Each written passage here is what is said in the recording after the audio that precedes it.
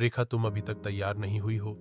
तुम्हें पता है कि हमें बजे घर से निकल लेना है, नहीं तो ट्रेन छूट जाएगी और उसके बाद कोई ट्रेन नहीं है और मुझे कल हर हाल में ऑफिस ज्वाइन करना है। अरे राकेश, मैं तैयार हूं, आप सामान बाहर निकलो। रेखा और राकेश घर से स्टेशन के लिए निकले।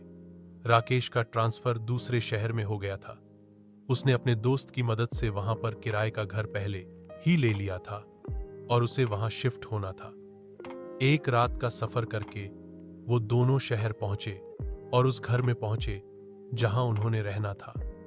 राकेश जल्दी से तैयार होकर सीधे ऑफिस के लिए निकल गया और रेखा घर की सफाई में लग गई। शाम तक सारा काम खत्म करके वह राकेश का इंतजार करने लगी, क्योंकि राकेश ने कहा था कि डिनर मत बनाना, हम लोग बाहर ही खाएंगे।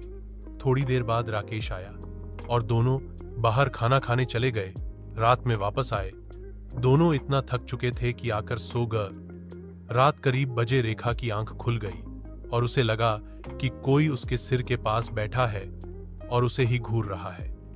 वह बहुत डर गई। उसने चादर को सिर से पांव तक ओढ़ लिया और लेटी रही। उसे पता नहीं चला कि कब वह सो गई और सुबह हो गई। वह सुबह उठी और रात वाली घटना के बारे में सोचने लगी। उसने सोचा कि राकेश को बताए, लेकिन फिर यह सोचकर चुप हो गई कि शायद वह उसका वहम हो। उसने जल्दी से नाश्ता तैयार किया और राकेश को उठाया।